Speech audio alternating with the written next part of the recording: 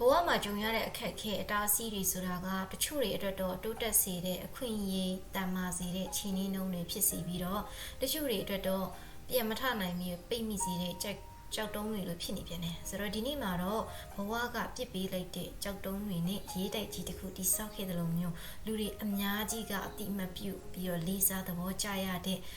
သူတယောက်ဖြစ်လာတဲ့ Bruce Lee အကြောင်းကိုဆိုရှိကဖတ်ပြပေးမှာမလို့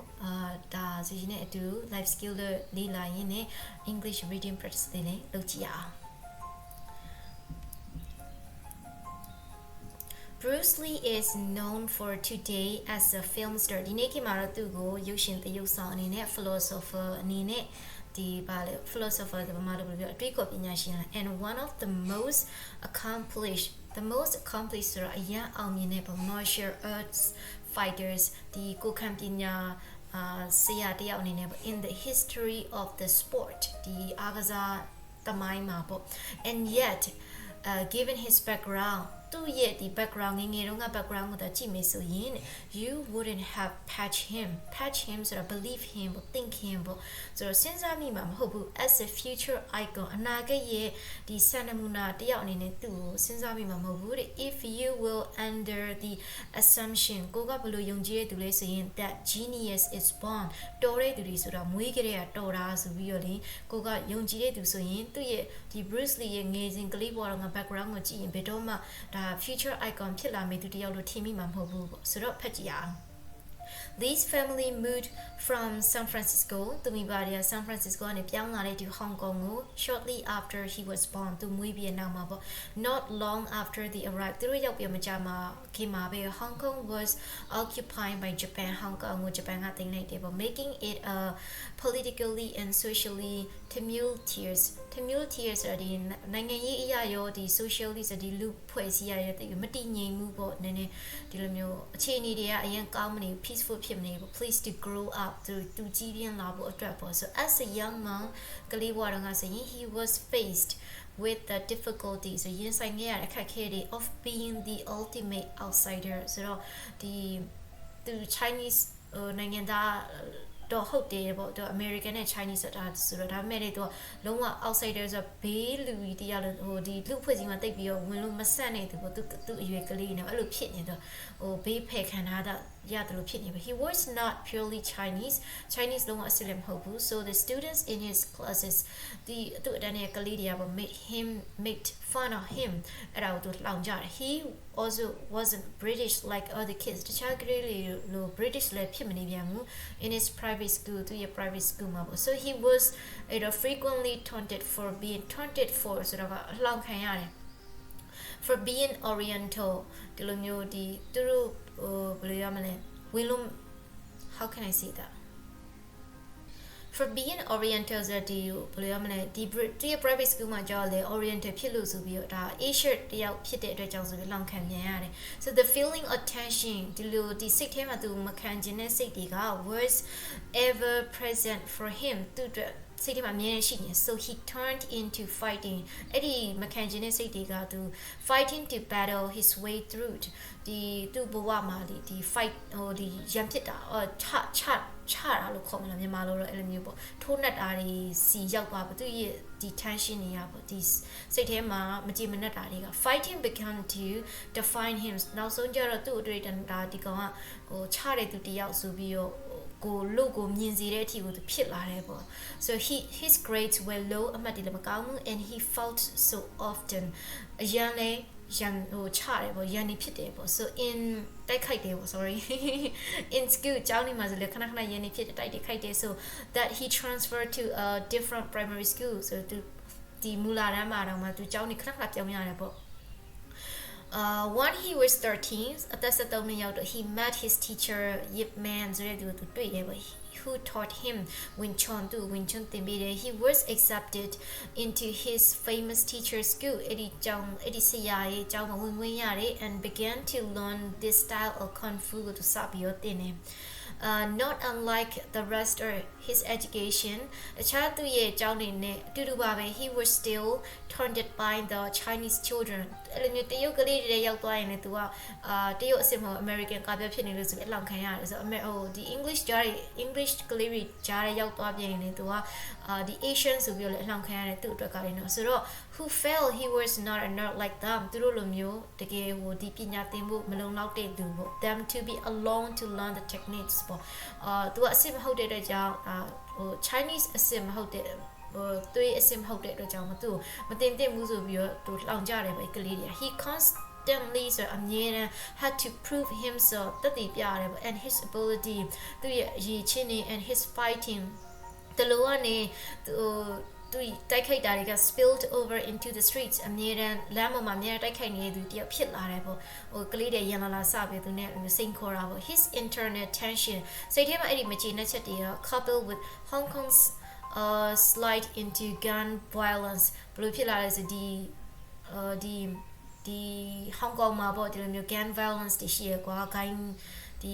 gangster တွေအဲ့မှာချတဲ့နေရာတွေစီသူရောက်သွားတယ်အဲ့လိုအနေ led to lead fighting for more often than learning ဆိုတော့များသောအားဖြင့်သူကအဲ့ဒီတင် day ဆိုတာထက်သူ fighting အဲ့တင်ထားတဲ့ပြန်ပြီးချက်ချင်းပြန်သုံး fight နေရပေါ့ so he developed a reputation for being street tough ဆိုတာလမ်းတရတယောက်ဖြစ်သွားပါအမြဲလမ်းမှာမတိုက်ခိုက်နေသူတယောက်လို့ဟိုသူ့ဟိုလူတွေကပိုပြီးတိလာကြတယ် through his willingness ဆိုတော့သူစိတ်ထဲမှာလည်းအမြဲတမ်းတိုက်ခိုက်ချင်တယ်သူစိတ်ထဲမှာမကျေနပ်တာများတာပေါ့ and propensity for battle အမြဲတမ်းသူက propensity ဆိုတာကအမြဲတမ်းတစ်ခုခုဆို technology ချလိုက်မယ်ဟိဆိုတာမျိုးကွာရံပွဲဆိုလည်းလာခဲ့ပဲအဲ့လိုမျိုးသူတယောက်ဖြစ်လာတာပေါ့ဆိုတော့ after one particularly bad street fight ဒီတော်ဆူဆူဝလမ်းမှာလည်းမျိုးတိုက်ဟိုရန်ဖြစ်တာဖြစ်ပြီးတဲ့နောက်မှာ a high ranking police officer အဲ့ဒီရာရှိမြင့်မြင့်တွေကရေးတယောက်ကရောက်လာတယ်ပေါ့ approach these parents သူမိဘတွေစီရောက်လာတယ် and told them ဘာပြောလဲဆိုရင် their son would be arrested သူတို့တောင်းဖမ်းမယ်ပေါ့ the boy who had beat up the night before အဲ့ဒီအရင်ညမှာဒီ Bruce Lee နဲ့ချလိုက်တဲ့ကလေးကwas the son of this police officer သူသားဖြစ်နေဆို these further quickly arranged for Lee to go back to America အဲ့တော့သူရဲ့အဖေကသူသားကိုချက်ချင်းမဲ့ America ပို့ဖို့ပြင်ဆင်နေပေါ့ after all ဒါပေမဲ့ he still had citizenship ဟိုသူအမေရိကနဲ့သူပြောင်းလာခဲ့ပြန်သူမှာ citizenship နေ so off သူသွားလိုက်တော့ they want with $100 ဒေါ်လာ100နဲ့ပဲ in his pocket သူအိတ်ထောင်ထဲမှာဒေါ်လာ100ပဲထည့်ပြီးသူသွားလိုက်တယ် like most Chinese kids who had just gotten off the boat တခြားကလေးလိုပဲဒီလေပေါ်ကနေလေလေးနဲ့တင်မိလိုက်တယ်ပေါ့လေလေးနဲ့သူဘက်ကိုရောက်တော့ my first job was လေပေါ်သူရဲ့ပထမဆုံးအလုပ်ကဘာလဲဆိုတော့ washing and buzzing dishes ဆိုပကံနေစီရတာပေါ့ sadly in a later interview နောက်ပိုင်းသူ interview မှာအဲ့အကြောင်းပြန်ပြောပြတယ်တဲ့ he worked to support himself with all jobs ဒီတောက်တိုမရလေးတွေလုပ်ပြီးတော့သူအသက်ရှင်မှုကြိုးစားတာပေါ့နေထိုင်စားတော့ဖို့ and eventually now so more started teaching martial arts သူအဲ့ဒီတိုင်းပညာသူစပြီးသင်နေပေါ့ so Lee wasn't just talented Lee ကဒီအရေးချင်းရှိတာပဲမဟုတ်ဘူး he was so also willing to teach other people သူကိုယ်တိုင်မဲ့တော်တာမဟုတ်ဘူးကွာဆိုလို့ချင်းတော့သူသိတာတွေသူကျွမ်းကျင်တာတွေသူများလည်းသင်ပေးခြင်း and he accepted everyone who came to him as a student သူစီကိုတိုင်းတင်ခြင်းလို့ပါဆိုပြီးရောက်လာတဲ့သူမှလည်းသူအကုန်လက်ခံတယ် regardless of their race or background သူကဘာလူမျိုးပဲဖြစ်စေဘယ်လိုမိသားစုကနေပဲလာပါ this son ruffled the feathers of the Chinese community in Oakland အဲ့ဒီသူနေတဲ့ Oakland ဆိုတဲ့ America ကမြို့လေးမှာ community Chinese community တရုတ်လူမျိုးတွေရှိတာပေါ့သူတို့လူမျိုးတွေကနေမှဒီဟာကိုသူတို့တွေသွားပြီးလှုံ့ဆော်သူတို့ဖြစ်သွားတာပေါ့ဒီ who felt သူတို့ဘယ်လိုဖြစ်လဲဆိုရင် that these techniques ဒီနည်းလမ်းတွေဆိုတာက should not be taught to anyone လူတိုင်းကိုမသင်သင့်ဘူး who wasn't Chinese တရုတ်မဟုတ်တဲ့သူတွေဆိုရင်မသင်ပေးသင့်ဘူး eventually နောက်ဆုံးမှာ he was forced to defend his right to teach သူဒါကိုနောက်ဆုံးကျတော့ဘယ်လိုဖြစ်လာလဲဆိုရင်သူဆက်ပြီးတော့သင်ကျင်နေဆိုရင်ဒါသူဆက်ပြီးသင်ဖို့အခွင့်အရေးကိုသူကခုခံဖို့ဖြစ်လာတယ်ပေါ့ the Chinese traditionalists အဲ့ဒီတရုတ်ရှိ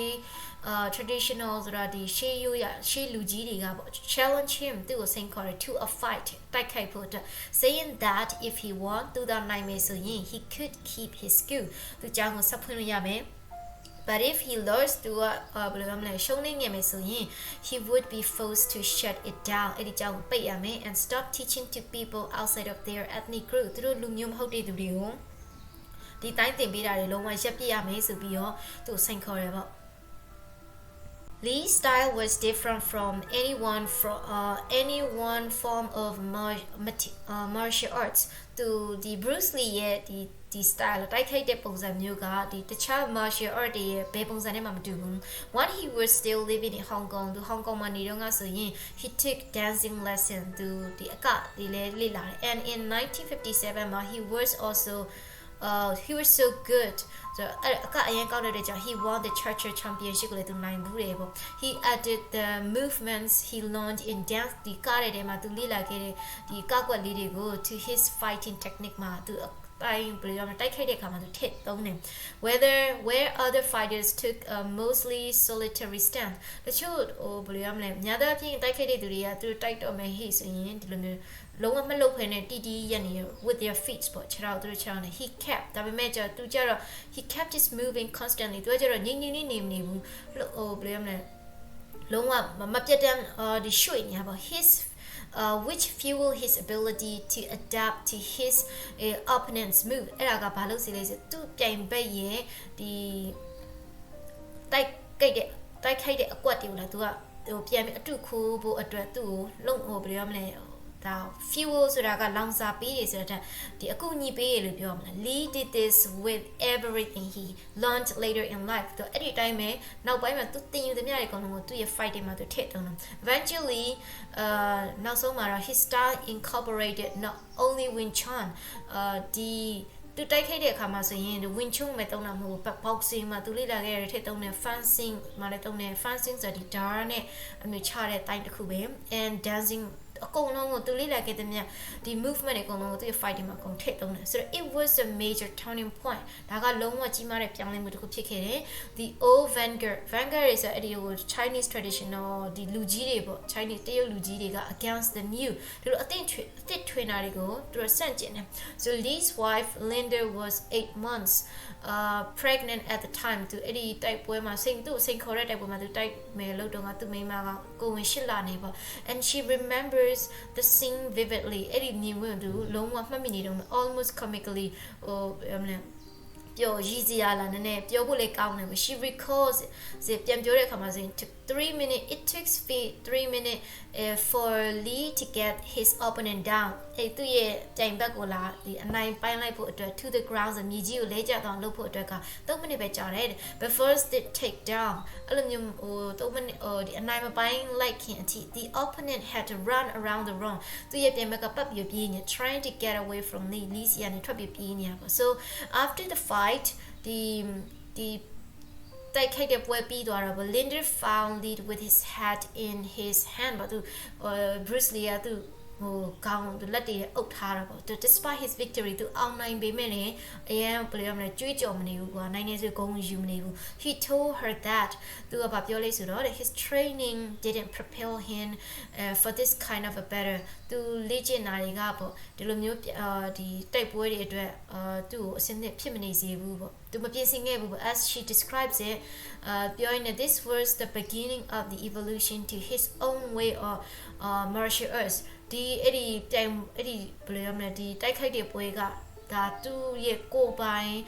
တိုက်ခိုက်တဲ့ပုံစံဆိုတာကိုဖြစ်လာစေဖို့အတွက်အစတစ်ခုဖြစ်ခဲ့တယ်ပေါ့ after this battle အဲ့ဒီတိုက်ခိုက်တဲ့မှုပြီးတဲ့နောက်မှာပေါ့ Bruce Lee no longer trying to fit his knowledge and teachings into one box သူ့ရဲ့ဒီလိုမျိုးသူသင်တဲ့ဟာတွေသူ့ရဲ့ knowledge တွေကို box တစ်ခုထဲမှာပဲဒီတတ်မှတ်ချက်တစ်ခုထဲမှာပဲမထားတော့ဘူး and discarded most of his original training အရင်တော့ကသူသင်တဲ့ဟာတွေအကုန်လုံးကိုသူကစွန့်လွတ်လိုက်တယ်he openly took influences from areas of fighting against Wing Chun and Kung Fu ဒီ Wing Chun နဲ့ Kung Fu တွေကနေသူလေ့လာခဲ့ရတဲ့ဟာတွေကို them to form a philosophy of martial arts ရဲ့ philosophy ကိုသူယူတယ်ပေါ့ in a later interview ဒီနောက်ပိုင်း interview တွေမှာ he said သူပြောတယ်တဲ့ I do not believe in styles anymore တိုက်ခိုက်တဲ့ style တွေကိုသူသိပြီးယုံကြည်မှုမရှိတော့ဘူးတဲ့ I do not believe there is such a thing as the Chinese way of fighting, Japanese way of fighting ဆိုပြီးတော့ရှိတယ်ဆိုပြီးမယုံကြည်ဘူးလေ instead အဲ့ဒီအစားတဲ့ this approach focus on fighting as a way of ultimate self expression တိုက်ခိုက်တယ်ဆိုတာကဒီကိုဖော်ထုတ်ပြတဲ့အရာတစ်ခုလိုပဲသူကချင်းသူ့အနေနဲ့အဲ့ဒါကိုမြင်တော့တယ်ပေါ့ when people come to me to learn sorry လူတွေငါစီကိုသင်ယူဖို့လာတဲ့အခါကျရင် they're not coming to me to learn ငါစီကနေသင်ဖို့လာတာမဟုတ်ဘူးပေါ့ to defend themselves သူတို့ကိုသူတို့ကာကွယ်ဖို့အတွက်ငါစီကနေလာသင်တာမဟုတ်ဘူးတော့ they want to learn to express themselves through movement သူတို့ကိုသူတို့ဒီလိုမျိုးသူတို့ရဲ့ကိုယ်ခန္ဓာလှုပ်ရှားမှုတွေကနေသူတို့ကိုသူတို့ဖော်ပြချင်တာ their movement their anger သူတို့ရဲ့ဒေါသတွေ or their determination သူတို့ရဲ့ဒီ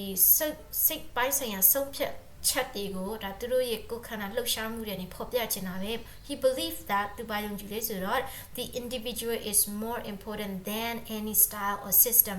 ဒီတိုက်ခိုက်တဲ့ system တွေ style တွေဆိုတာထက်လူတစ်ယောက်ချင်းစီကပို့ပြီးတော့အရေးပါတဲ့အရာဆိုပြီးတော့ယုံကြည်တယ်တဲ့ no one remembers Lee for his academic endeavors so ဘယ်သူမှဒီ Bruce Lee ကိုနော်သူအကြောင်းပညာရေးဘယ်လိုအားထုတ်မှုနဲ့ပတ်သက်လို့ဘယ်သူမှမမိကြဘူးပေါ့ Lee is remembered for his tenacity ဆိုတော့သူ determination သူဆုံးဖြတ်ချက်ခိုင်မာမှု his ability to defeat his opponent သူရဲ့ပြိုင်ဘက်ကိုဒါသူတိုက်ခိုက်နိုင်မှု and his philosophy သူရဲ့တွေးခေါ်တွေ and for the way he managed to break out of the box of orthodox thinking ဒီရှေးရိုးဆွဲဘယ်လိုရမလဲတွေးခေါ်တွေကနေအဲ့ဒါတွေကိုချိုးဖောက်ပြီးတော့ချိုးဖောက်နိုင်ခဲ့တာတွေ and bring in different styles of fighting မတူညီတဲ့အမျိုးတိုက်ခိုက်နည်းအကုန်လုံးကိုပေါင်းစပ်ပြီးတော့ together to create an entirely new philosophy အသစ်တစ်ခုကိုသူလုံးဝဖန်တီးနိုင်ခဲ့တာတွေအတွက်ပဲလူတွေသိကြတယ် so was he a natural genius ဒီတော့သူကမွေးကလေးကတော်တဲ့သူလား someone born to achieve outside physical mental and philosophical feats ဒီလိုမျိုးမွေးကလေးကနေမှဒီ physical ရုပ်ပိုင်းဆိုင်ရာစိတ်ပိုင်းဆိုင်ရာဒီလိုအတွေးခေါ်ပိုင်းဆိုင်ရာအရန်ကောင်းမွန်တဲ့အရာတွေကိုပါပြီးတော့မွေးလာတဲ့သူလား and in the talent code ဆိုတဲ့နေရာမှာ author Daniel က delves into သူကဘာလေ့လာခဲ့လဲဆို whether talent is innate talent ဆိုတာကမွေးကလေးပါလာတဲ့အရာလား or whether it can be developed ဒါကိုယ်တိုင်လုပ်ယူလို့ရတဲ့အရာလားဆိုတာကိုသူလေ့လာခဲ့တဲ့ talent code ထဲမှာ so he argues အဲ့ဒီ Daniel ကဘာပြောထားလဲဆိုတော့ greatness isn't born ဒီလိုမျိုးအရန်ကောင်းမွန်တဲ့အရာတွေတော်တယ်ဆိုတဲ့အရေးချင်းတွေဆိုတာကမွေးကလေးပါတာမဟုတ်ဘူးတဲ့ it is grown ကြီးပြီးရင်လာတဲ့တစ်လျှောက်မှာကိုနဲ့အတူလေ့ကျင့်ယူရတာပဲသင်ယူရတာပဲ through deep practice နေစဉ်ပုံမှန်လေ့ကျင့်ရတဲ့ ignition ကိုယ့်ရဲ့ပြင်းပြတဲ့ဆန္ဒတွေ and master coaching ဆရာတွေရဲ့သင်ကြားမှုတွေက anyone can develop a talent ဒါမျိုးတွေတက်ရှိမှဆိုရင်လူတိုင်းအရေးချင်းတစ်ခုဖြစ်မြတ်အောင်လေ့ကျင့်လို့ရတယ် so deep that it looks like genius တကယ်ပဲအဲ့ဒီအရေးချင်းနေနဲ့မွေးဖွားတကယ်ဘယ်လိုရမလဲလုံးဝအရန်တော်တဲ့သူတယောက်ဖြစ်လာအောင်ဒီ deep practice တွေ ignition တွေ master coaching တွေနဲ့လုပ်လို့ရတယ် Bruce Lee daughter Shannon spoke at our annual conference ဒါသူတို့ရဲ့နှစ်စဉ်ဘယ်လိုရမလဲညီလာခံမှာပြောခဲ့တယ် about her father's approach to memory and learning သူ့အဖေရဲ့ဒီသင်ယူမှုတွေဒါ memory ဆိုတာဒီမှတ်ဉာဏ်နေလားအဲ့ဒါနဲ့ပတ်သက်လို့သူ့အဖေရဲ့လေ့ကျင့်မှုတွေကြောင့်ပြပြခဲ့တယ် she said that သူကပြောခဲ့တယ်ဆို by the time Lee was a film star Bruce Lee က frame ရုပ်ရှင် star လေးဖြစ်နေပြီ and notable teacher လူတွေလေးစားတဲ့ဆရာတယောက်လေးဖြစ်နေပြီ he had already achieved thousands upon thousands of hours of deep practice အဲ့ဒီအချိန်မှာသူသင်ကြားနေတဲ့အရာတွေသူသုံးပြုနေသူရဲ့တိုက်ခိုက်ရေးဆိုတာကနိုင်ပေါင်းများစွာချီပြီးတော့လေ့ကျင့်ခဲ့ပြီးသွားပြီ at least in part အနည်းဆုံးတော့ because his early days in fighting on the streets သူတက်တမြဒီသူရဲ့ kung fu နဲ့လမ်းပေါ်မှာသူချနေဝင်ချွန်းနဲ့သူလမ်းပေါ်မှာသူတိုက်နေ right ဆိုတော့ဒါလည်းပါတယ် but later in life အရင်တော့ဆိုရင် Lee didn't master the famous one inch punch in a day ဆိုတော့ဒီ Bruce Lee ရဲ့နာမည်ကြီးတဲ့လက်တီးတစ်ချက်ထဲနဲ့ထိုးလိုက်တာနဲ့လဲကျသွားတဲ့ဟာဆိုတာလေတရက်ထဲနဲ့သူဖြစ်လာတာမဟုတ်ဘူး but that alone အဲ့ဒီတစ်ခုတည်းကိုက took years of hard repetition နှစ်တွေအများကြီးချီပြီးရောမပြတ်လေ့ကျင့်ရပါ hard repetition ဆိုတာဒီထက်ခါလေ့ကျင့်ရ and practice ဆိုတာလေ့ကျင့်တာပေါ့Lee continued to train and condition himself even with a back injury. So, သူကကြောနာနေရင်းနဲ့တောင်ရှောက်မပြတ်လေ့ကျင့်နေတယ် It was a daily commitment. နေ့တိုင်းသူလုပ်တဲ့အရာတစ်ခုပေါ့ Ignition is the motivation. Ignition ဆိုတာကသူ့ရဲ့စိတ်ဆန္ဒပဲ The fuel အဲ့ဒါကလောင်စာ to do what you do. ကိုလုပ်တဲ့အရာကိုလုပ်ဖို့အတွက်နေ့တိုင်းကိုစီမှာရှိနေတဲ့စိတ်ဆန္ဒပြင်းပြတဲ့လောင်စာပေါ့ It seems Lee's initial fuel ဆိုတော့ Bruce Lee ရဲ့ဒီဒီ fuel launcher motivation ကိုဖြစ်စေတဲ့အရာကကနinitial ဆိုတာကစတင်စေတဲ့အရာပေါ့ what's the tension ဒါစိတ်မကျေနပ်မှုတွေပေါ့ he felt as a Chinese American ဆိုတော့ Chinese American တယောက်အနေနဲ့ Chinese နဲ့ American ဆက်တဲ့ကပြတယောက်အနေနဲ့ပေါ့သူခံစားရတယ် in a place that didn't accept him as either ပေါ့သူ Chinese community တော့ရင်လည်းသူ Chinese တွေကChinese အစစ်မဟုတ်လို့ so British American တွေရောက်သွားရင်လည်းဒါChinese မို့လို့ဆိုပြီးတော့သူဘယ်သူမှလက်မခံတာဒီ tension တွေပေါ့ later his ignition နောက်ပိုင်းမှာအဲ့ဒီmotivation seems to have been his drive သူကိုနောက်ကနေတွန်းအားပေးနေ for ultimate self expressions ဒါသူကိုသူဖော်ပြသူရဲ့စိတ်ထဲမှာဖြစ်တဲ့ emotion တွေကိုဖော်ပြဖို့အတွက်တွန်းအားတစ်ခုဖြစ်ခဲ့တယ်ပေါ့ and finally နောက်ဆုံးမှာဆိုရင် Lee had training from a master teacher တလူကနေဒီ Yip Man စီကနေသူပညာရေးသင်ခွင့်ရခဲ့တယ် who himself was trained အဲ့ဒီ Yip Man ကလည်းဘသူတွေစနေပညာရေးသင်ရ several master teachers from the time he was a child သူငယ်လေးကလေးကနေယမန်ကလည်းဒီအရန်တော်တဲ့ဆရာတွေစီကနေသူသင်ခဲ့ရတယ် when Lee became his student ဒီ Bruce Lee ကသူ့ရဲ့ကျောင်းသားဖြစ်လာတဲ့အခါမှာဆို he had been teaching kung fu for decades သူ kung fu သင်နေတာ10စုနှစ်တခုတော့ရှိနေပြီပေါ့ so Lee's talent was born of a confluence of experiences and circumstances ဆိုတော့Bruce Lee ရဲ့ဒီ martial art နဲ့ပတ်သက်တဲ့အရေးအချင်းကတဲ့ဒီသူ့ဘဝရဲ့ experience တွေဘဝအတွေ့အကြုံတွေ circumstances သူကြုံရတဲ့ဘဝအခြေအနေတွေရဲ့ပေါင်းစပ်မှုပေါင်းစုံပြီးတော့ဖြစ်လာတယ်ပေါ့ that served him well ဒါတွေရဲ့သူ့ရဲ့ကောင်းကျိုးအတွက်ဖြစ်လာတယ် although they may have defeated someone else ဒီຢာတွေကတချို့တွေအတွက်ဆိုရင်ဒါဟာဘယ်လိုမလဲသူတို့တွေဘဝကိုမကောင်းတဲ့ဘက်ကိုတွန်းအားပေးတဲ့အရာတွေဖြစ်ကောင်းဖြစ်နိုင်တယ်တခြားတစ်ယောက်အတွက်တော့ဒါလမ်းမကိုရောက်စီတဲ့အရာတခုဖြစ်စီပေမဲ့ Bruce Lee အတွက်တော့ဒါဟာသူ့ဘဝကိုတိုးတက်ဖို့အတွက်သူ့ဘဝကောင်းဖို့အတွက်ဖြစ်လာတယ်ပေါ့ How many of us would look at a young child ဆိုတော့တို့တွေကဘယ်နှယောက်လောက်ကဒီကလေးငယ်လေး with a propensity for fighting ဆိုတာကအမြဲတမ်းလမ်းမှာတိုက်ခိုက်နေ and poor grades မှတ်တယ်မကောင်းဘူးအဲ့လိုမျိုးကလေးကိုပေါ့ predict that he would become a master teacher နောက်ကြီးလာရင်ဒီကလေးကအရန်တော်ဆရာကြီးဖြစ်လာမှာ and a philosopher အတိတ်ကပညာရှင်ကြီးဖြစ်လာမှာဆိုပြီးဘယ်သူမှမခံမှန်းမှာလဲပေါ့ so here's the truth တကယ်တမ်းဆိုယူမြင်ရမှာက genius leaves clue ဒီလိုမျိုးအရန်တော်တဲ့သူဆိုတာကလည်းသူဖြစ်စေတဲ့ clues အကြောင်းရင်းလေးတွေရှိတယ်ဆိုလိုတာက genius ဖြစ်လာတယ်ဆိုအကြောင်းမှမဟုတ်ဘူးသူရဲ့ hard working နေ commitment နေ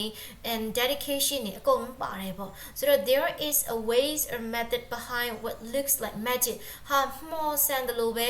ညက်လက်လို့ပြောရင်တော့မှဒီလိုမျိုးညက်လက်ဆိုတာမှာညက်လက်လုပ်တဲ့နီးလန်းဆိုတာအများကြီးရှိတယ်ဆိုတော့ဒါကြောင့်မို့လို့ Genius is not born ဆိုတော့မွေးကလေးကနေပါလာတဲ့အရေးချင်းတွေမဟုတ်ပါဘူး It's made through deep practice တကယ်ဘယ်လိုမလဲလုံးဝနေ့စဉ်မပြတ်မကွက်စိတ်ဆန္ဒပြင်းပြနဲ့လေ့ကျင့်သင်ယူရင်းကနေဖြစ်လာတဲ့အရာတစ်ခုပါဆိုတော့တကယ်တမ်းကလေဒီmultiple intelligence ဆိုတာရှိတယ်ဆိုကြီးပြောဘူးလားမပြောသေးဘူးလားမသိဘူးဒါပေမဲ့ဒီဒါပြီးရင်နောက်တဲ့ဗီဒီယိုကဒီအဲ့ဒီအကြောင်းပြပြမှာဟုတ်တယ်ဒါလူတိုင်းမှာ intelligence ဆိုတာကစာတွေမှတ်မိယုံပဲစာတွေဘယ်လိုစာမွေးမှာအမှတ်တွေကောင်းယုံပဲလိုမျိုးဒီ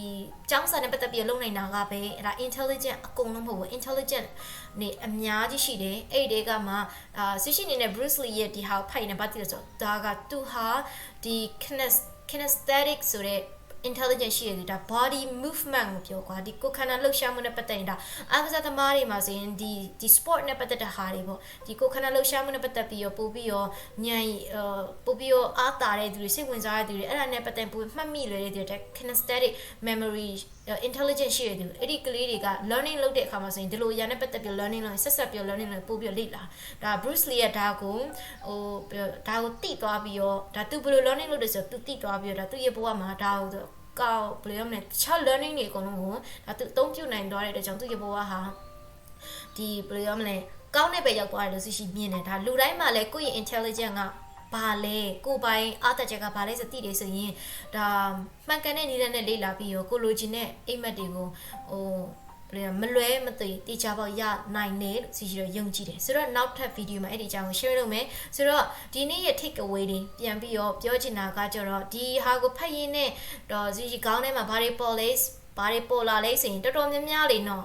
ဒီလူငယ်လေးတွေမှာဆိုရင်ဒီဝါသနာတွေကဘာလဲဆိုတာမသိခင်မှာဆိုရင်ဒါလည်းဝါသနာပါတယ်ဟိုလည်းဝါသနာပါတယ်ဒါလည်းကြိုက်တယ်ဟိုလည်းကြိုက်တယ်ဖြစ်နေတယ်ဆိုတော့အကလည်းဝါသနာပါတယ်ဗီဒီယိုလောက်ရတယ်လည်းကြိုက်တယ်ပြီးရင်ဒီတချင်းဆိုတာလည်းကြိုက်တယ်ပုံနေဆွဲရတယ်လည်းကြိုက်တယ်စာဖတ်ရတယ်ကြိုက်တယ်ငါကြိုက်တဲ့အရာတွေအများကြီးပဲဒါပေမဲ့ဘယ်ဟာကိုမှဖြစ်ဖြစ်မြတ်မလုပ်နိုင်နေဘူးဒါလည်းလောက်ရတော့ကြိုက်တယ်ဆိုရင် I want to encourage you to appreciate all your scattered interests ဘာကြောင့်လဲဆိုတော့ဒီ Bruce Lee ကိုကြည့်လိုက်ဆိုသူဆို dancing တွေလည်းလုပ်တယ် boxing တွေလည်းသူလုပ်တယ်ဒီ fighting တွေဒီဘယ်လိုလဲဒီ kung fu တွေလားဒါလည်းသူဟိုလောက်တာပဲလေ right ဒါပေမဲ့ဒါတွေအကုန်လုံးကိုနောက်ပိုင်းသူရဲ့ scary interest တွေအကုန်လုံးကိုသူက combine လုပ်ပြီးတော့သူရဲ့ကိုယ်ပိုင် creative ဖြစ်တဲ့ဒီသူစိတ်ဝင်စားတဲ့ level မှာပေါ့ future icon တစ်ခုအနေနဲ့သူဒါတွေအကုန်လုံး combine လုပ်ပြီးတော့သူကိုယ်ပိုင် philosophy သူဖြစ်လာတယ်ဆိုတော့ you can become that one sushi တို့လေဒါကိုယ်ပိုင်စိတ်ဝင်စားမှုအကုန်လုံးကိုပေါင်းစပ်ပြီးတော့ကိုယ်ပိုင် unique brand တစ်ခု talent တစ်ခုဆိုတာမျိုးကိုဖြစ်လာအောင်လုပ်နိုင်တယ် and also ပြီးတော့ဒီအခုလက်ရှိမှာကိုကြုံနေရတဲ့ strength တွေ struggles ပေါ့ကိုမှဘာတွေခက်ခဲနေလဲ financially လား emotionally လား and ပြီးရင်ဒီခက်ခဲတာတွေအကုန်လုံးကကိုယ့်ရဲ့အားသာချက်တစ်ခုကိုအနေနဲ့ဖြစ်လာလို့ရတယ်ကိုလေးလာပြီးတော့ဆိုတော့စီရှင်နောက်တဲ့မိကွန်းလေးတစ်ခုနဲ့ခြံထားခဲ့ချင်တာကဆိုတော့ if greatness isn't born it is grown ဆိုတော့ greatness ဆိုတာကိုနဲ့ဟိုမွေးကြရပါလာတဲ့ဟာမဟုတ်ဘူးကိုဒီတိုင်းလေးလာတင်ရင်းနဲ့တိုးတောင်လုပ်လို့ရတဲ့အရာဆိုရင် how would you turn your current struggle into strength ဒီကိုမှလက်ရှိနေတဲ့အခက်ခဲတွေကိုအားသာချက်အနေနဲ့ဘယ်လိုပြောင်းလဲမလဲဆိုတာလေးကိုစဉ်းစားပြီးတော့ဒါလေးကိုကိုမေးခွန်းထုတ်ရင်းနေပဲစီစီကဒီနေ့ဗီဒီယိုလေးကိုဒီမှာပဲအဆုံးသတ်လိုက်ချင်ပါတယ် Thank you so much for watching and I will see you in the next video. Bye bye.